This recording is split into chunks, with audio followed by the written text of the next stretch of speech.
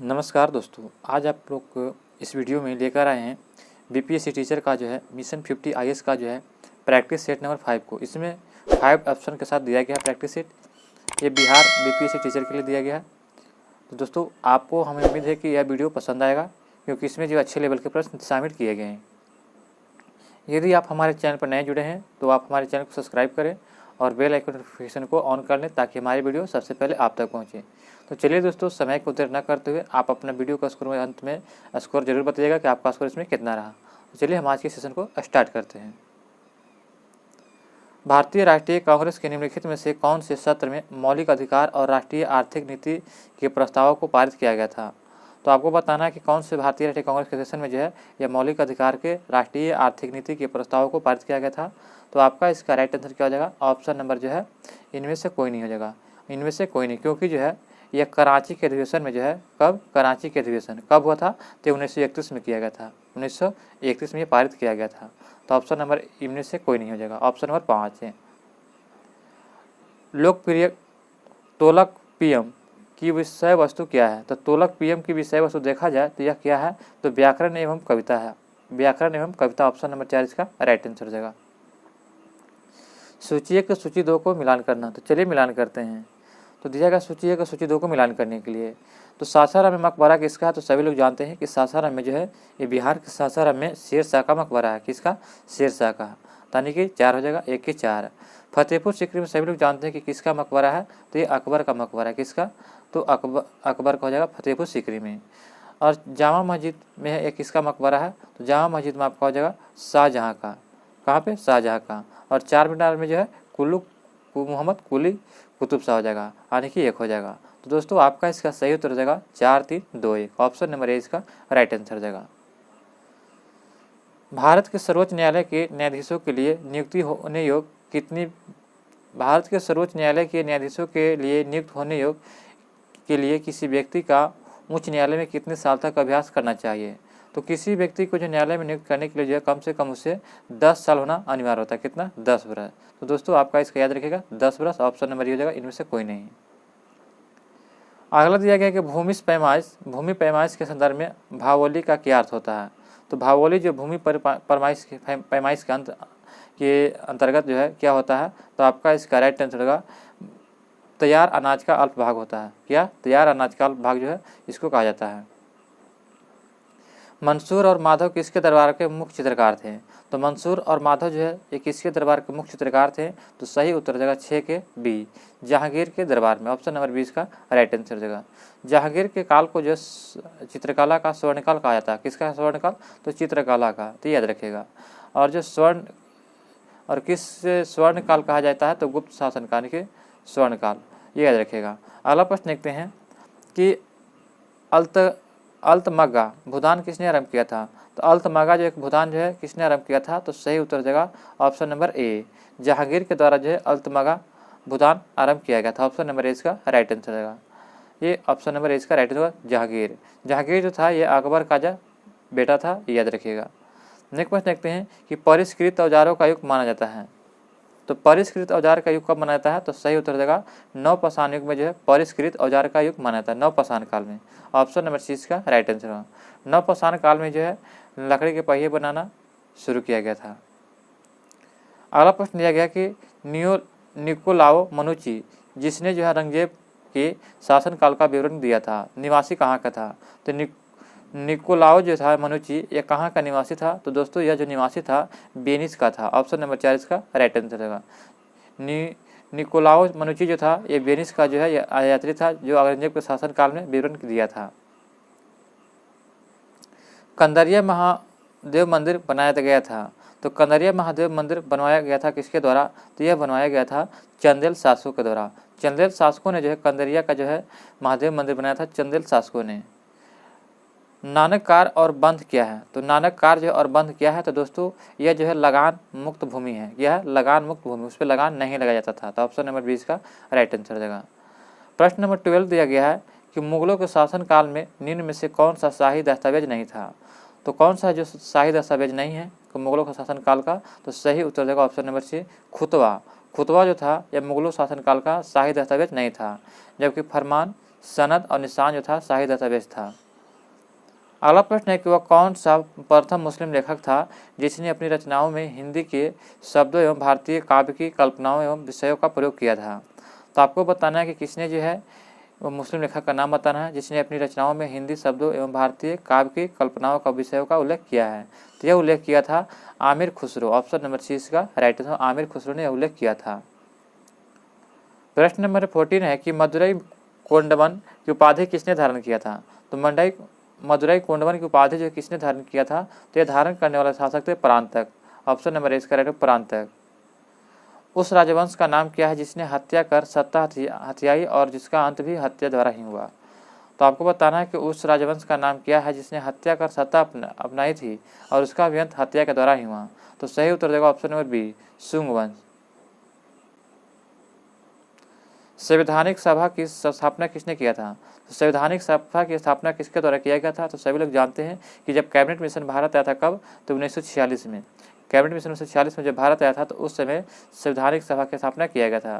Cripps mission कब आया था, तो यह 1942 में आया था क्रिप्स मिशन। अब कैबिनेट मिशन में जो 3 सदस्य थे कौन कौन थे, तो ट्रिक याद रखिएगा, PAS, यानी कि P से हो जाएगा पैथिंग लॉरेंस, A से हो जाएगा एबी अलेक्जेंडर, I से हो जाएगा स्टेफोर्ड क्रिप्स। स्टेफोर्ड क्रिप्स जो था यह था अध्यक्ष था।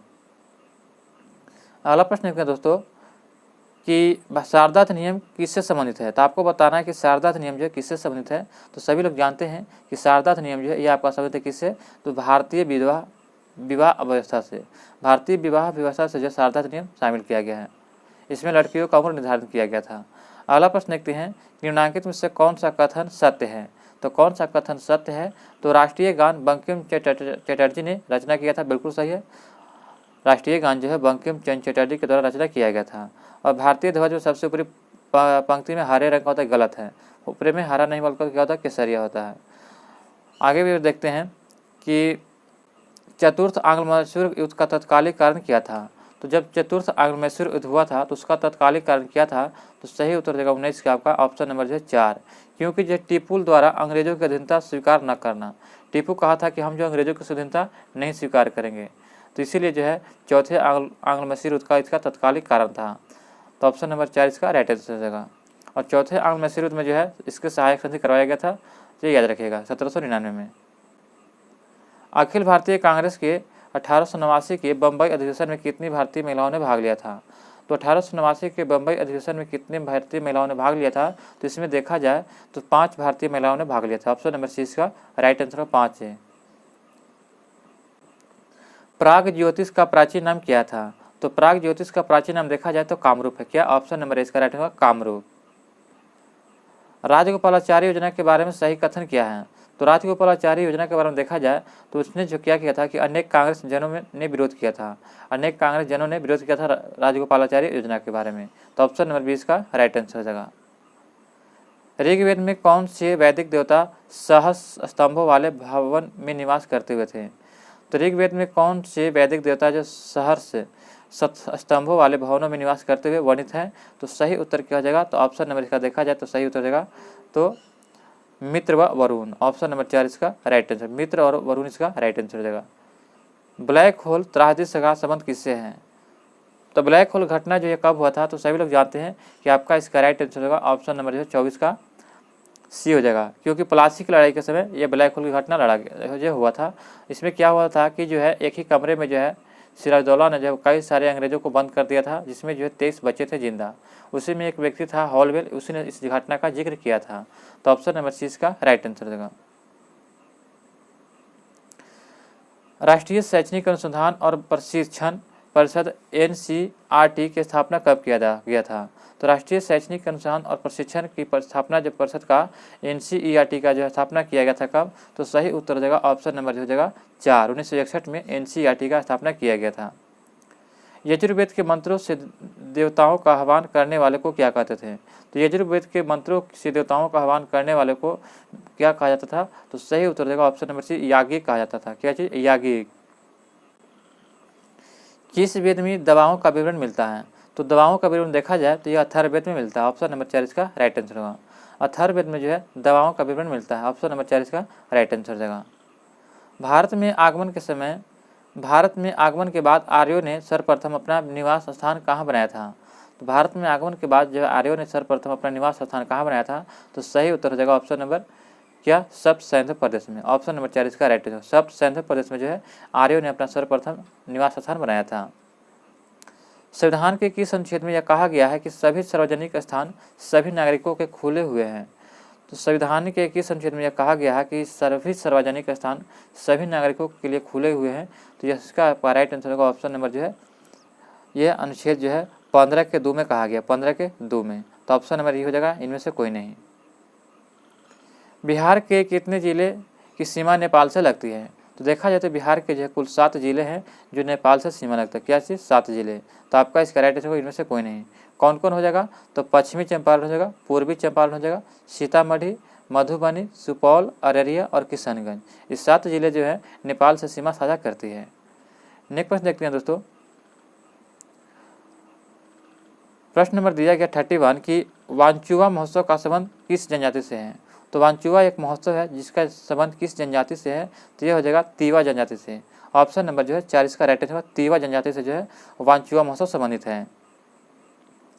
अंतर्राष्ट्रीय मुद्रा कोष के संबंध में निम्नलिखित में से कौन सा कथन सही है? तो अंतर्राष्ट्रीय मुद्रा कोष के बारे में देखा जाए तो ये कौन सा कथन सही हो जाएगा? तो यह केवल सदस्य देशों को ही ऋण दिया जाता है। जो इसके सदस्य देश होते हैं अंतर्राष्ट्रीय मुद्रा कोष को, उसी को केवल ऋण प्रदान किया जाता है। ऑप्शन नंबर 6 इसका राइट आंसर हो जाएगा। निम्नांकित में से किसका समूह सही सुमेलित नहीं है?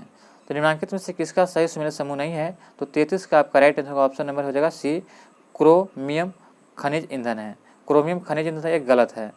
तो क्रोमियम खनिज ईंधन एक गलत दिया, जबकि पीट जो है निम्न कोटि का कोयला है, कैंपास जो है उष्णकटिबंधीय घास के मैदान है, और फजेंडा जो है कहवा की खेती है। जबकि ऑप्शन नंबर सी इसका राइट आंसर ये गलत दिया गया है। सर्वाधिक लवणता पाई जाती है कहाँ पे? तो सबसे अधिक लवणता जो सबसे पाया जाता है तो मृत सागर में। मृत सागर एक ऐसा सागर है, उसमें अगर आप उसमें बिना किसी अति के तैरते हैं, अगर उसमें नहाने जाते हैं तो आप उसमें क्या हो जाएगा कि छहला जाइएगा। उसमें जो है क्या होगा, छहला जाएगा, क्योंकि उसका जो लवणता बहुत अधिक है इसके कारण। सूची 1 और सूची 2 को दोस्तों यहाँ पे मिलान करना। चलिए इसको मिलान करते हैं। औद्योगिक प्रदेश दिया गया और इधर में दिया गया कि देश किस देश में है। तो चलिए इसको मिलान करते हैं।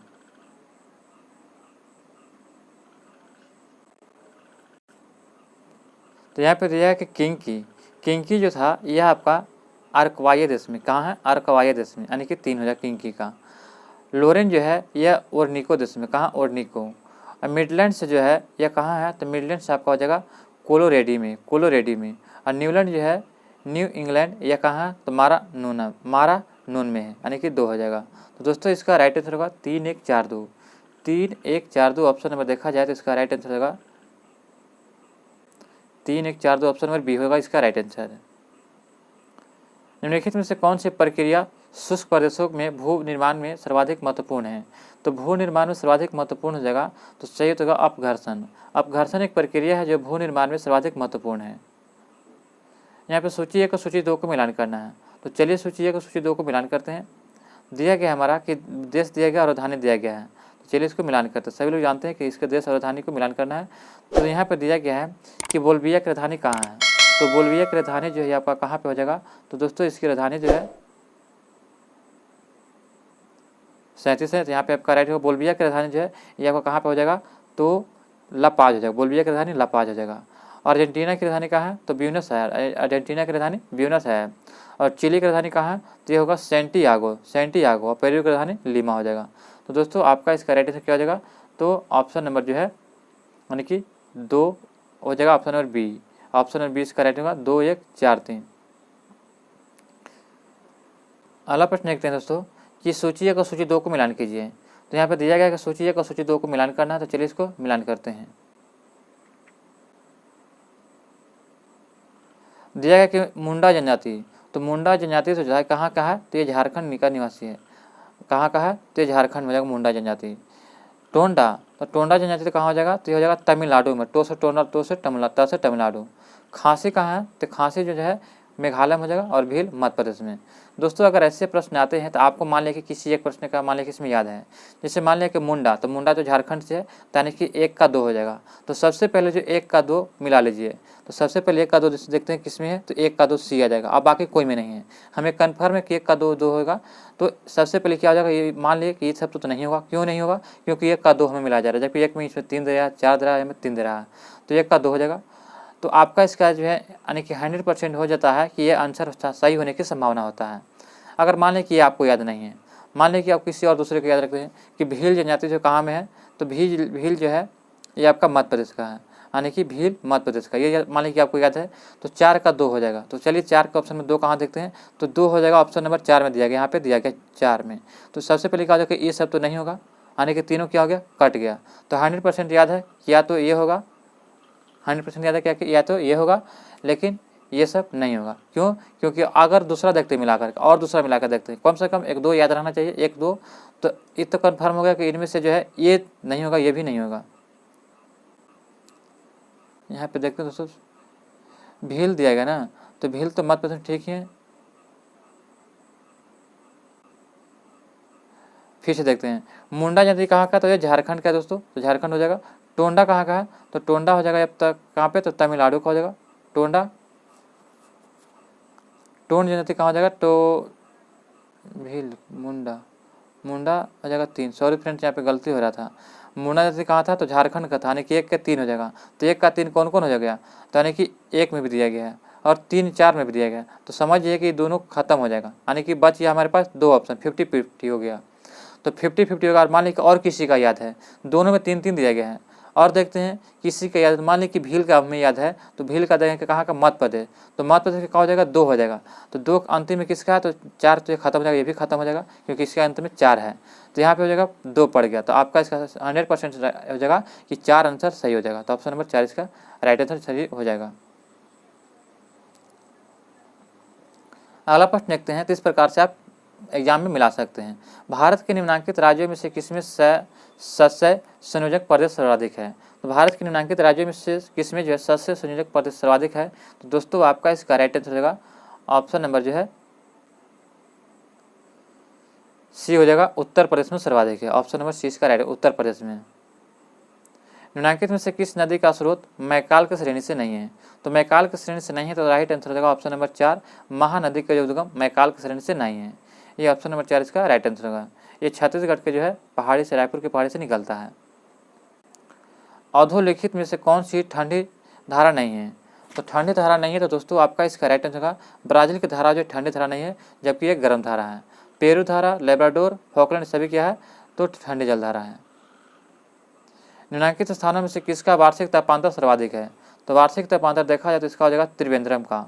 ऑप्शन नंबर जो है 4 ऑप्शन नंबर 4 इसका राइट होगा, त्रिवेंद्रम का जो सर्वाधिक तापांतर है।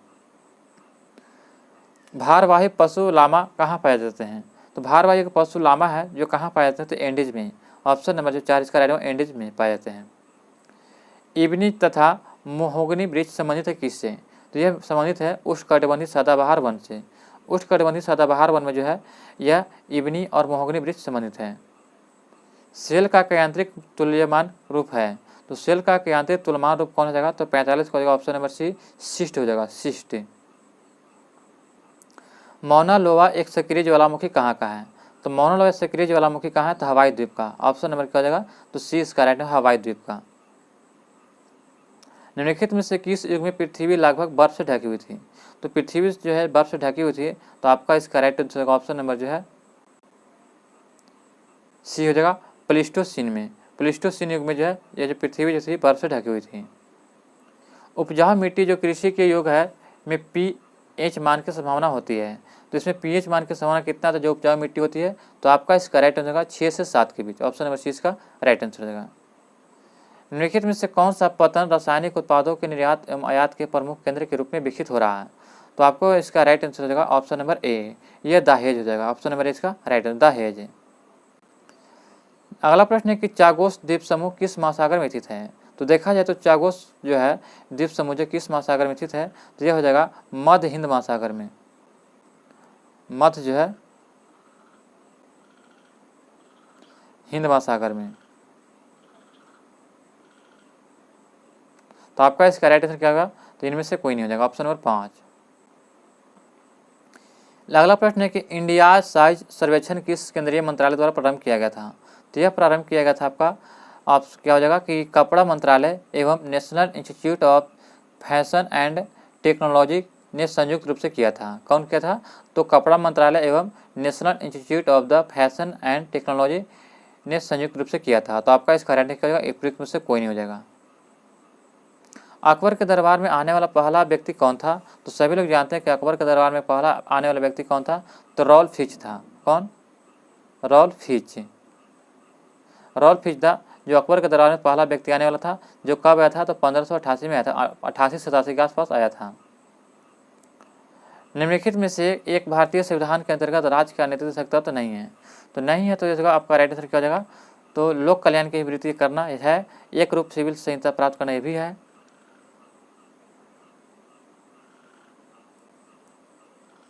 अंतर्राष्ट्रीय शांति की अभिवृद्धि करना, तो ये भी आपका सही दिया गया है, जबकि युवकों को रोजगार देना ये सही नहीं है। तो ऑप्शन नंबर 4 इसका राइट आंसर हो जाएगा। निम्नलिखित में से किस रीट का अर्थ हम आदेश देते हैं। तो इसमें से किस रीट का आदेश होता है कि हम आदेश देते हैं। तो आपका इसका राइट आंसर होगा ऑप्शन नंबर बी। यहाँ पे दिया ही गया कि परमादेश हमारे का माने कि परम आदेश है, तो ऑप्शन में इसका हो जाएगा बी। यदि जो है भारत वर्तमान संसदीय व्यवस्था के स्थान पर अध्यक्षात्मक व्यवस्था को अपना लेता है तो क्या होगा। तो आपका इस कहने को शासन का कार्यकाल स्थिर हो जाएगा। क्या हो जाएगा, शासनाध्यक्ष का जो कार्यकाल स्थिर हो जाएगा। जैतापुर विश्व का सबसे शक्तिशाली परमाणु ऊर्जा संयंत्र होगा। निम्नलिखित में से किस भारतीय राज्य में स्थित है जैतापुर। तो आपका इसका सही हो जाएगा ऑप्शन नंबर बी, यह महाराष्ट्र में जैतापुर है। निम्नलिखित में से कौन सर्वोच्च न्यायालय के तथार्थ न्यायाधीशों की नियुक्ति करता है। तो तथार्थ न्यायाधीशों की नियुक्ति कौन करता है, 57 का आपका हो जाएगा ऑप्शन नंबर 4। ऑप्शन नंबर 4 हो जाएगा राष्ट्रपति की सहमति से भारत का मुख्य न्यायाधीश करता है। राष्ट्रपति की सहमति से भारत का मुख्य न्यायाधीश जो है यह सर्वोच्च न्यायालय के तथार्थ न्यायाधीशों की नियुक्ति करता है। तो ऑप्शन नंबर 4 इसका राइट आंसर होगा। दोस्तों हमें उम्मीद है कि आपको यह वीडियो पसंद आ रहा होगा। इसमें अच्छे लेवल के प्रश्न दिए गए हैं, तो आपके एग्जाम के लिए बहुत इंपॉर्टेंट होने वाले हैं। तो दोस्तों अगर अभी तक आप हमारे चैनल को सब्सक्राइब नहीं किए तो चैनल को सब्सक्राइब करें और बेल आइकन नोटिफिकेशन को ऑन कर लें, ताकि हमारी वीडियो फ्रेंड्स सबसे पहले आप तक पहुँचे। हमारा अगला प्रश्न दिया गया है कि भारतीय संसद की कार्यवाही में शून्यकाल का अर्थ क्या होता है। तो शून्यकाल का अर्थ होता है, तो आपका इसका राइट आंसर होगा ऑप्शन नंबर जो देखा जाए तो शून्यकाल का इसका अर्थ होता है क्या, तो यानी कि प्रश्न काल के अंत और कार्यसूची के लिखे गए विषयों के बीच के मध्यांतर समय को कहा जाता है शून्यकाल। ऑप्शन नंबर 4 इसका राइट आंसर होगा। संसद के दोनों सदनों के संयुक्त अधिवेशन की अध्यक्षता कौन करता है। तो संसद के दोनों सदनों के संयुक्त अधिवेशन की अध्यक्षता कौन करता है। तो सही उत्तर हो जाएगा ऑप्शन नंबर हो जाएगा ए, लोकसभा के अध्यक्ष यानी कि स्पीकर करता है। कौन से संवैधानिक संशोधन के अंतर्गत भारत में पंचायती राज को संवैधानिक आधार प्रदान किया गया था। तो यह आधार प्रदान किया गया था 73वां संविधान संशोधन कब, तो 1992 में। 73वां संविधान 1992 में जो है यह प्रदान किया गया था। इसमें कितने विषय हैं, तो 29 विषय शामिल किए गए हैं। 42वां संविधान संशोधन के बारे में देखा जाए तो यह जो है 1976 में हुआ था। कब हुआ था, 1976 में। इसमें जो है प्रस्तावना में संशोधन किया गया था, जिसमें जो है समाजवादी, पंथ निरपेक्ष और अखंडता शब्दों का जोड़ा गया था। तो याद रखिएगा। 52वां संविधान संशोधन जो है इसमें जो कब जोड़ा गया था, तो ये जो है दल बदल से संबंधित है। क्या से, दल बदल ये जो है 10वीं से संबंधित है, जो कब हुआ था, तो 1985 में हुआ था दल बदल। तो ये दोस्तों फैक्ट से याद रखिएगा। निम्नलिखित में से किस राज्य ने सबसे पहले पंचायती राज संस्था को लागू किया था। तो सबसे पहले पंचायती राज संस्था को लागू किया था राजस्थान के। ऑप्शन नंबर ए इसका राइट आंसर होगा, राजस्थान में। किस आयोग के केंद्र राज्य संबंधों का अध्ययन किया था। तो केंद्र राज्य के संबंधों का जो है किस आयोग ने केंद्र राज्य के संबंधों का अध्ययन किया था। तो सही उत्तर हो जाएगा ऑप्शन नंबर हो जाएगा 4, सरकारी आयोग। सरकारी आयोग जो है इसमें जो है केंद्र और राज्य के संबंधों का अध्ययन किया था। ऑप्शन नंबर जो 4 इसका राइट आंसर हो जाएगा। वित्त आयोग के अध्यक्ष के लिए जरूरी है कि वह क्या होना चाहिए। तो सही उत्तर हो जाएगा सार्वजनिक मामले में अनुभव वाला व्यक्ति होना चाहिए। वित्त आयोग का अध्यक्ष जो है सार्वजनिक मामले में अनुभव वाला व्यक्ति हो। ऑप्शन नंबर 4 इसका राइट आंसर हो जाएगा। किसी अर्थव्यवस्था में क्षेत्रों को सार्वजनिक और निजी क्षेत्रों में किस आधार पर जो है वर्गीकृत किया जा सकता है। तो यह वर्गीकृत किया जाता है दोस्तों, ऑप्शन नंबर इसका राइट आंसर क्या हो जाएगा, तो सी हो जाएगा उद्यमों और स्वामित्व के आधार पर किया जाता है। ऑप्शन नंबर सी इसका राइट आंसर है, उद्यमों और स्वामित्व के। आर्थिक अर्थव्यवस्था को क्या कहते हैं जिसका जो शेष विश्व में कोई संबंध नहीं होता है। तो ऐसी अर्थव्यवस्था को क्या कहते हैं जिसका जो है शेष विश्व में कोई संबंध नहीं होता है? तो राइट आंसर होगा ऑप्शन नंबर बी हो जाएगा, यानी कि जो है बी इसका रहेगा संवृत्ति बंद अर्थव्यवस्था। यहाँ क्या गया कि ऐसी अर्थव्यवस्था को क्या कहते हैं जिसका शेष जो है विश्व से कोई संबंध नहीं, यानी कि विश्व से कोई संबंध नहीं, यानी कि विदेशों से कोई संबंध नहीं, उसी को बंद अर्थव्यवस्था कहते हैं। अधिकांशतः प्राकृतिक प्रक्रिया द्वारा किसी वस्तु का उत्पादन किसका क्रियाकलाप है? तो सही उत्तर हो जाएगा ऑप्शन नंबर जो होगा यानी कि 66 का, तो ए हो जाएगा, यानी प्राथमिक क्षेत्र में। अधिकांश जो प्राकृतिक क्रियाएं द्वारा जो किसी वस्तु का उत्पादन जो होता है, उत्पादन करना है तो प्राथमिक क्षेत्र के अंतर्गत आता है। राष्ट्रीय आय में शामिल होता है कौन कौन? तो राष्ट्रीय आय को जो शामिल किया था किसको? तो आपका इसका सही हो जाएगा नए मकान का निर्माण जो है राष्ट्रीय आय में शामिल किया था, ऑप्शन नंबर 4 इसका राइट आंसर हो जाएगा। अंतरण अदायगी में शामिल है, तो किसी मित्र से प्राप्त उपहार जो है अंतरण अदायगी में शामिल किया गया। अदायगी माने कि दान दिया गया।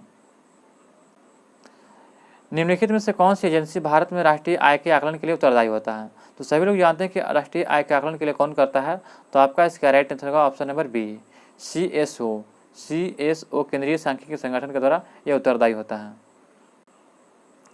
भारत का आर्थिक सर्वेक्षण प्रति वर्ष इसके द्वारा प्रकाशित किया जाता है। तो भारत का जो आर्थिक सर्वेक्षण होता है यह किसके द्वारा प्रकाशित किया जाता है? तो वित्त मंत्रालय के द्वारा, ऑप्शन नंबर सी इसका राइट आंसर वित्त मंत्रालय के द्वारा। नेक्स्ट प्रश्न दिया गया दोस्तों कि मानव विकास सूचकांक किसने विकसित किया था? तो मानव विकास सूचकांक सबसे पहले जो देखा जाए तो यह जो है महबूब उल हक ने प्रस्तुत किया था, ऑप्शन नंबर क्या हो जाएगा महबूब उल हक ने। भारतीय रिजर्व बैंक के लेखा वर्ष की अवधि क्या है? तो RBI की जो लेखा वर्ष की अवधि क्या हो जाएगा? तो 72 के बी हो जाएगा, यानी कि जुलाई से जून में, ऑप्शन नंबर 20 का राइट आंसर हो जाएगा। किसी स्थिति में दूर की चीज़ें फोकस से हटाकर दिखाई देती है, तो 73 का आपका राइट ऑप्शन नंबर 4 होगा निकट दृष्टि दोष में दिखाई देती है। निकट दृष्टि दोष में जो है किसी चीज़ों को फोकस से हटकर दिखाई देती है। दीर्घ दृष्टि दोष वाले व्यक्ति किस निकट बिंदु को होता है? तो आपका इसका राइट आंसर होगा 74 के ए, इसमें 25 सेंटीमीटर से अधिक नहीं होगा। दीर्घ दृष्टि वाले व्यक्ति को किसी निकट बिंदु होता है तो 25 सेंटीमीटर से अधिक नहीं हो जाएगा, ऑप्शन नंबर इसका राइट आंसर होगा। जूम लेंस क्या है? तो जूम लेंस जो है देखा जाए तो यह एक परिवर्तित फोकस दूरी वाला होता है, यह एक परिवर्तित फोकस दूरी वाला लेंस होता है। निम्नलिखित में से किस विकिरण में सबसे कम तरंगदैर्घ्य होता है? तो निम्नलिखित में से किस विकिरण में सबसे कम तरंगदैर्घ्य होता है? तो आपका इसका राइट ऑप्शन नंबर सी हो जाएगा गामा किरणें में, ऑप्शन नंबर सी इसका राइट है गामा किरणें। कैमरा में प्रतिबिंब की तीक्ष्णता निम्न में से कौन तय करता है? तो कैमरा में प्रतिबिंब की तीक्ष्णता निम्न में से कौन तय करता है? तो 77 का आपका राइट आंसर होगा ए हो जाएगा। 77 का एक द्वारक या इसी को अपर्चर कहते हैं। प्रश्न नंबर दिया गया 78 दिया गया दोस्तों कि मोटर कार में जो है हेडलाइट होता है कि चौंध को हटाने के लिए किसका करते हैं? तो मोटर कारों में हेडलाइट की चौंध के मतलब होता है क्या, यानी कि जब हम लाइट को देखते हैं कि चौंध को, यानी कि हमारा जो आँख क्या होता है कि ज़्यादा लाइट में क्या होता है कि चंगभंगा आ जाता है, उसी को चौंध कहते हैं, यानी कि तो इसको किसका जो है कारण होता है? तो आपका इसका राइट आंसर होगा ऑप्शन नंबर सी पोलराइड प्रयुक्त किए जाते हैं। किसका? पोलराइड को, इसको कम करने के लिए। देखते हैं कि हमारे आँख पर जब ज़्यादा लाइट पड़ता है तो क्या होता है कि हम अंधेरा छा जाता है, तो उसी को चौंध को हटाने के लिए जो है पोलराइड का प्रयोग किया जाता है। जब किसी तालाब के शांत जल में पत्थर फेंका जाता है तो तालाब में जल के पृष्ठ पर उठने वाली लहरें क्या होगी? तो जल के पृष्ठ पर जो उठने वाली लहरें होती है वो आपका हो जाएगा ऑप्शन नंबर क्या हो जाएगा? तो सी, यानी कि अनुदैर्ध्य और अनुप्रस्थ दोनों हो जाएगी, अनुदैर्ध्य और अनुप्रस्थ दोनों। प्रति ग्राम ईंधन द्वारा मोचित ऊर्जा की दृष्टि से निम्न में से सर्वोत्तम ईंधन कौन है? तो सर्वोत्तम ईंधन पूछा गया है तो हाइड्रोजन जो है सर्वोत्तम ईंधन है, क्योंकि इसमें जो है यानी सर्वोत्तम ईंधन इसलिए माना गया है कि इसमें जो है प्रदूषण कम होता है, इसीलिए ऑप्शन नंबर इसका राइट आंसर सी के ए। प्रति ग्राम ईंधन यहाँ पे दिया गया प्रति ग्राम ईंधन द्वारा मोचित, यानी प्रति ग्राम मोचित किया गया तो ऊर्जा की दृष्टि से न्यूनतम सर्वोत्तम ईंधन हो जाएगा तो हाइड्रोजन, तो ऑप्शन नंबर इसका राइट आंसर होगा। निम्नलिखित में से कौन सा पदार्थ प्लास्टिक है? तो यहाँ पे बताना है कि कौन सा पदार्थ प्लास्टिक है। तो मृतिका जो है एक प्लास्टिक है, मृतिका, ऑप्शन नंबर 4 इसका राइट आंसर, मृतिका प्लास्टिक है। 0 डिग्री सेल्सियस पर जल और बर्फ क्रिस्टलीय सामान्यता अवस्था में होते हैं। जब इस प्रणाली पर दाब प्रयुक्त किया जाता है तो क्या होगा? तो 82 के 4 हो जाएगा। कोई प्रभावी परिवर्तन नहीं होगा, कोई प्रभावी परिवर्तन नहीं होता, ऑप्शन नंबर 4 इसका राइट आंसर होगा। जब दाब बढ़ जाता है तो जल का क्वथनांक बिंदु क्या हो जाएगा? तो जैसे ही दाब बढ़ाते हैं तो जल का जो क्वथनांक बिंदु होता है तो आपका इसका राइट आंसर क्या हो जाएगा? तो ऑप्शन नंबर 83 का, तो यानी कि 83 का हो जाएगा बढ़ जाएगा। ऑप्शन नंबर 4 इसका राइट आंसर बढ़ जाएगा। शुष्क बर्फ किसका ठोस रूप है? तो सभी लोग जानते हैं कि शुष्क बर्फ जो है या CO2 का जो है ठोस रूप है, क्योंकि इसको कम जो है तापमान पर करते हैं तो क्या होता है कि बर्फ जैसा जम जाता है, यानी कि बर्फ जैसा। तो ऑप्शन नंबर 20 का राइट आंसर राशि के बी। भाप अंगार गैस किसका मिश्रण होता है? तो भाप अंगार गैस जो है यह किसका मिश्रण होता है दोस्तों? तो आपका इसका सही उत्तर हो जाएगा option number C. Carbon monoxide और हाइड्रोजन के मिश्रण को जो है भाप अंगार गैस कहते हैं। CO+H को जो भाप अंगार गैस कहते हैं। जल गैस किसका संयोजन होता है? तो यहाँ पे जल गैस पूछा गया है, तो भाप गैस किसका हो गया? तो CO और प्लस हो गया H। तो यहाँ पे बताया जाना कि जल गैस, तो दोस्तों जल गैस में मिश्रण होता है किसका? तो CO+H2 का। ये इसी को जो है CO+H2 इसका राइट आंसर, यानी कि भाप अंगार इसी को कहते हैं। अगला प्रश्न दिया गया है कि मानव शरीर की सबसे बड़ी मिश्रित ग्रंथि कौन सी है? तो मानव शरीर की सबसे मिश्रित ग्रंथि पूछा गया है, तो सभी लोग जानते हैं कि मिश्रित मतलब होता है यानी कि दोनों तरह के। तो अग्नाशय जो है मिश्रित ग्रंथि, 87 का हो जाएगा सी। अग्नाशय क्या है? यह मिश्रित ग्रंथि है। ऑप्शन नंबर 6 का राइट आंसर हो जाएगा। स्तनपायी में सबसे बड़ी ग्रंथि कौन सी होती है? तो स्तनपायी में सबसे बड़ी ग्रंथि देखा जाए तो यकृत होता है। इसी को जो है कलेजी के नाम से जानते हैं, कलेजी, जिगर इसी को कहते हैं। जब कोई एकल जीन एक से अधिक लक्षण के अभिव्यक्ति नियंत्रित करता है तो इसका किस प्रकार कहा जाता है? तो जब कोई एकल जीन एक से अधिक लक्षणों की अभिव्यक्ति नियंत्रित करता है तो इसको किस प्रकार कहा जाता है? तो इसका आपका राइट आंसर होगा ऑप्शन नंबर 4, बहुप्रभावी कहा जाता है।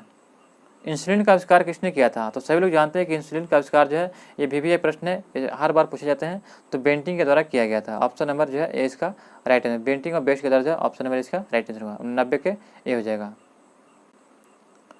अगला प्रश्न है फ्रेंड्स कि ACT हार्मोन स्रावित होता है। तो ACT हार्मोन जो कहाँ से स्रावित होता है? तो यह पीयूष ग्रंथि से जो है ACT हार्मोन स्रावित होता है। ACT पीयूष ग्रंथि से। न्यूरॉन क्या है? तो न्यूरॉन जो है सभी लोग जानते हैं कि यह जो है तंत्रिका तंत्र की आधारभूत इकाई होती है। न्यूरॉन जो है तंत्रिका तंत्र की आधारभूत इकाई को न्यूरॉन कहते हैं। श्वसन का नियंत्रण मस्तिष्क के किस भाग से किया जाता है? तो श्वसन का नियंत्रण जो है मस्तिष्क के जो है मेडुला ऑब्लोंगेटा से करते हैं, मेडुला ऑब्लोंगेटा से, लोगोटा से। जन्म के बाद मानव के किस ऊतक में कोई कोशिका का विभाजन नहीं होता है? तो यहाँ पूछा है कोई कोशिका का विभाजन नहीं होता है, तो तंत्रिका में कोई कोशिका का विभाजन नहीं होता है जन्म के बाद। श्वसन जो कैसे प्रक्रिया मानी जाती है? तो श्वसन जो है यह जो है अपचयी प्रक्रिया। कैसी? तो अपचयी प्रक्रिया। ऑप्शन नंबर 20 का राइट आंसर होगा। मानव शरीर में सबसे लंबी कोशिका कौन सी होती है? तो मानव शरीर की सबसे लंबी कोशिका देखा जाए तो तंत्रिका कोशिका जो है ये मानव शरीर की सबसे लंबी कोशिका होती है। ऑप्शन नंबर 4 इसका राइट आंसर, तंत्रिका कोशिका। संयुक्त राष्ट्र शैक्षणिक विज्ञान तथा सांस्कृतिक संगठन यूनेस्को का मुख्यालय कहाँ है? तो सभी लोग जानते हैं कि यूनेस्को का मुख्यालय कहाँ है, तो आपका इसका राइट आंसर क्या होगा? तो ऑप्शन नंबर ए, फ्रांस की राजधानी पेरिस में। फ्रांस की राजधानी पेरिस में इसका राइट आंसर होगा, पेरिस में है।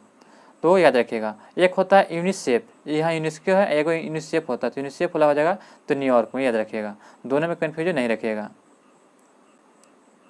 अगला प्रश्न दिया गया फ्रेंड्स कि प्रश्न नंबर दिया गया है कि लीग ऑफ नेशन की स्थापना कब हुआ था? तो लीग ऑफ नेशन की स्थापना जो है 10 जनवरी 1920 को किया गया था। 10 जनवरी 1920 को लीग ऑफ नेशन की स्थापना किया गया था, 10 जनवरी 1920 को। संयुक्त राष्ट्र सुरक्षा परिषद के अस्थायी सदस्य की कार्यावधि कितनी होती है? तो अस्थायी पूछा गया, तो संयुक्त राष्ट्र सुरक्षा परिषद में देखा जाए तो कुल जो 15 सदस्य होते हैं, जिसमें 10 जो अस्थायी होता है और 5 अस्थायी होते हैं।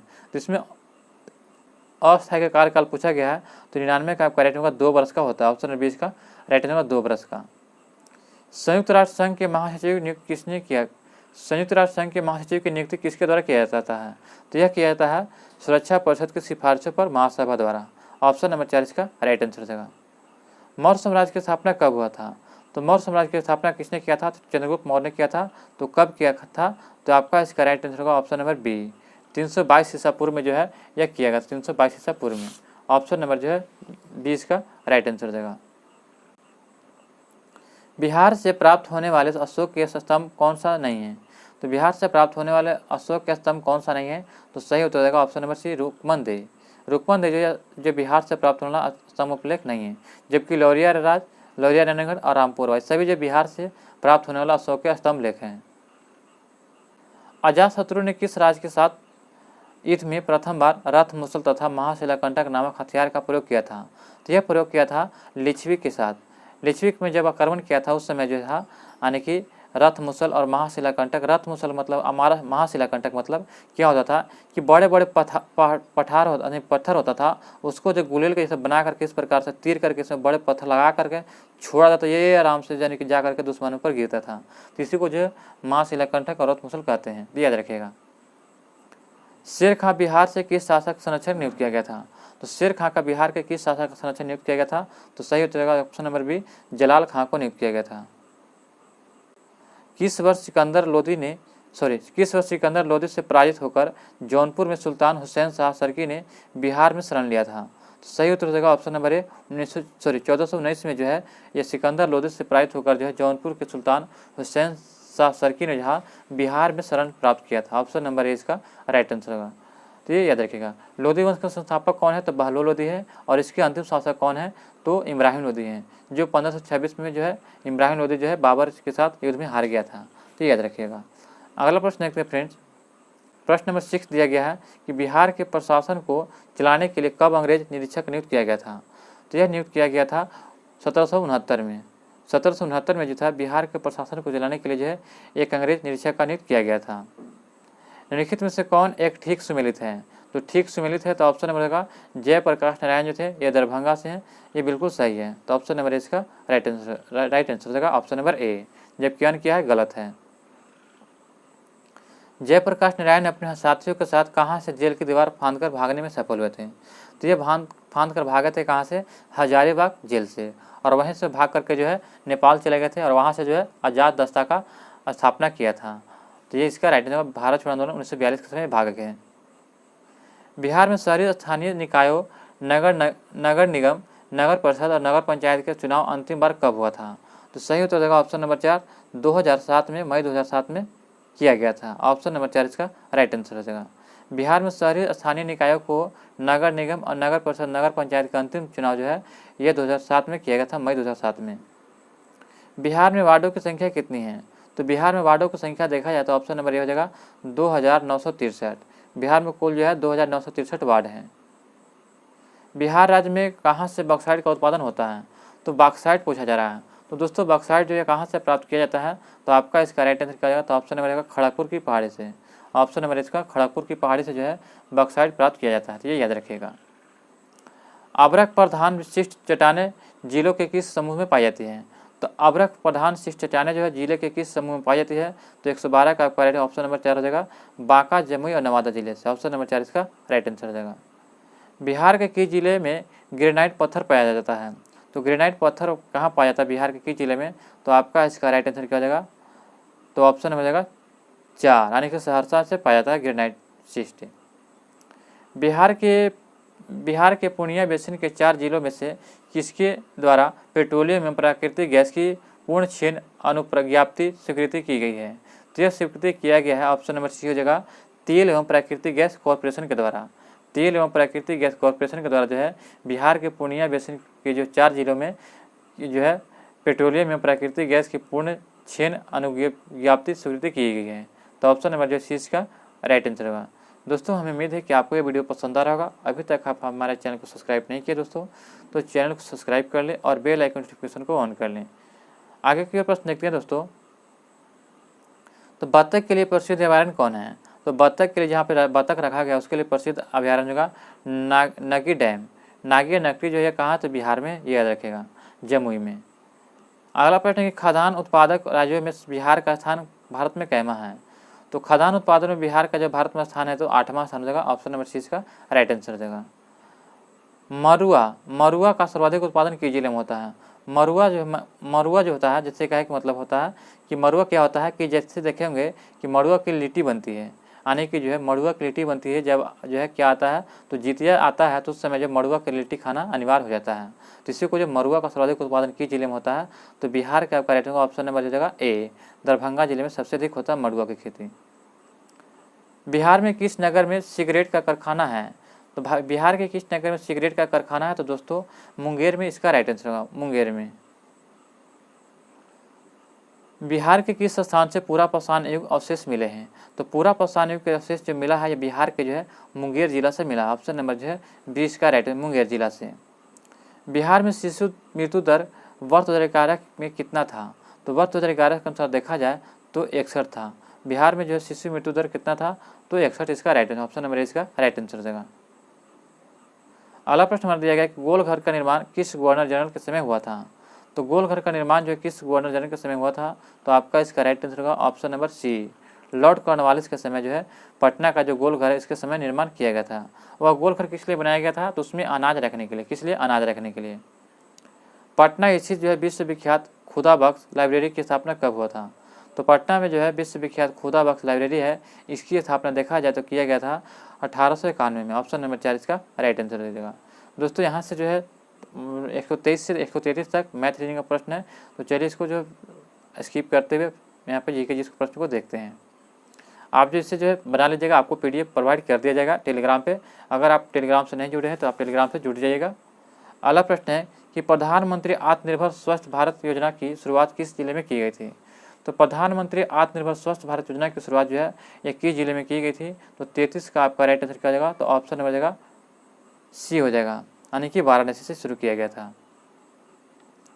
अगला प्रश्न है कि कोन्यांक निम्नलिखित में से किस भारतीय राज्य में स्थित प्रमुख जनजातीय समूह में से एक है?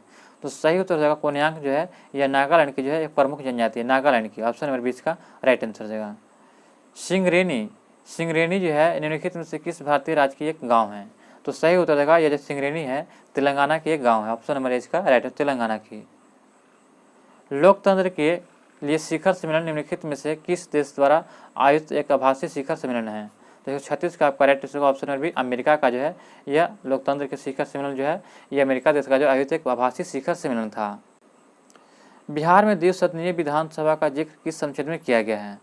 तो आपका इसका सही हो जाएगा ऑप्शन नंबर हो जाएगा सी, यानी कि 168 में जो है बिहार के द्विसदनीय विधानसभा का जिक्र किया गया अनुच्छेद 168 में। भारत के कौन से स्पिनर भारत के लिए सबसे ज़्यादा विकेट लेने के लिए मामले में अनिल कुंबले एवं कपिल देव के बाद तीसरे स्थान पर पहुंचे हैं? तो ये तीसरे स्थान पर पहुंचे हैं राहुल चहार। ये स्पिनर जो है बॉलर है जो सबसे ज़्यादा विकेट लेने वाले बन गए तीसरे नंबर के।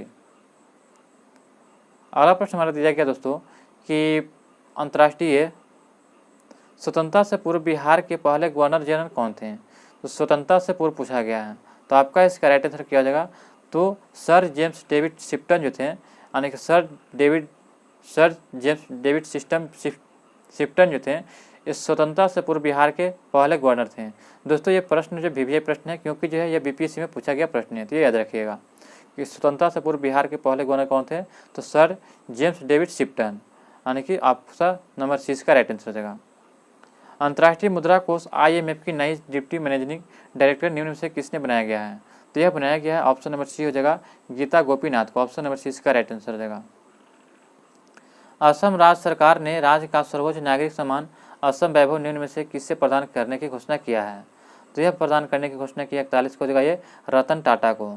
असम राज्य सरकार ने राज्य के सर्वोच्च नागरिक सम्मान जो है असम वैभव निम्न से किसे प्रदान किया है? तो रतन टाटा को। ऑप्शन नंबर जो है ये इसका राइट आंसर, रतन टाटा को।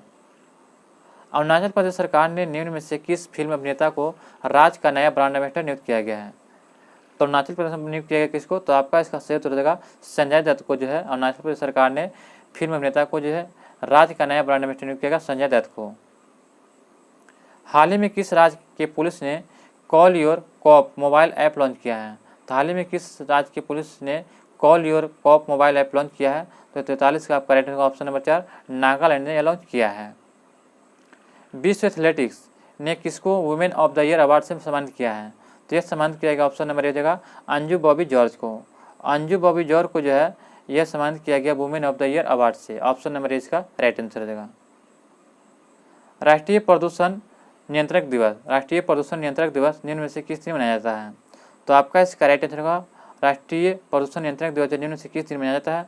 तो 45 का आपका राइट आंसर होगा ऑप्शन नंबर हो जाएगा सी हो जाएगा, यानी कि 2 दिसंबर को। यहाँ पे जो आपका राइट होगा यानी कि 44 का आपका हो जाएगा ऑप्शन नंबर सी 2 दिसंबर इसका राइट आंसर होगा। अगला प्रश्न है कि वेंचुअर द विल वाद्री वेचुअर विल वादरी शब्द हो जो हाल ही में समाचार पत्रों में देखा गया फ्रेंड्स, यह किससे संबंधित है? तो यह आपका संबंधित है केरल की मवेशी नस्ल से। केरल की जो मवेशी नस्ल है इससे जो है वेचुअर विल वादरी शब्द संबंधित है। अंतर्राष्ट्रीय चंद्र अनुसंधान स्टेशन ILRS परियोजना किसके द्वारा यह नियोजित परियोजना है? तो यह परियोजना हो जाएगा ऑप्शन नंबर बी, चीन के द्वारा। ऑप्शन नंबर बी इसका राइट आंसर, चीन के द्वारा। Tadoba Andhari tiger reserve TATR जो है कहाँ स्थित है? तो दोस्तों आपका इसका राइट आंसर 148 का सी हो जाएगा महाराष्ट्र में। हायाबुसा 2 परियोजना जो है क्या है? तो हायाबुसा 2 परियोजना जो है ये क्या है? तो दोस्तों ये क्षुद्र ग्रह का नमूना जो वापसी मिशन है। हायाबुसा जो है 2 परियोजना ये क्षुद्र ग्रह का नमूना है जो वापसी मिशन है, ये वापस आ सकता है। आज का अंतिम प्रश्न है दोस्तों कि बेडाइक्लिन और प्रीटोमेडिन, ब्रेडाइक्लिन, प्रीटोमेनिड और जो है लाइनजोलिड, ये जो इन तीनों दवाओं का उपयोग किस रोग के उपचार के लिए किया जाता है? तो यह किया जाता है क्षय रोग के उपचार के लिए। ऑप्शन नंबर सी इसका राइट आंसर हो जाएगा। क्षय रोग के उपचार के लिए जो है बेडाइक्लिन, प्रीटोमेनिड और लाइनजोलिड का उपयोग जो है दवाओं का उपयोग क्षय रोग के उपचार में करते हैं। तो ऑप्शन नंबर सी इसका राइट आंसर रहेगा। तो दोस्तों यहाँ पे जो आपका जो है सेट नंबर 5 समाप्त होता है। हमें उम्मीद है कि आपको ये वीडियो पसंद आया होगा। अगर आप अभी तक हमारे चैनल को सब्सक्राइब नहीं किया तो चैनल को सब्सक्राइब करें। अगर आप इससे संबंधित PDF चाहते हैं तो आप हमारे टेलीग्राम चैनल को ज्वाइन करें और PDF प्राप्त करते सकते हैं। दोस्तों मिलते हैं नेक्स्ट वीडियो में। जय हिंद, जय भारत।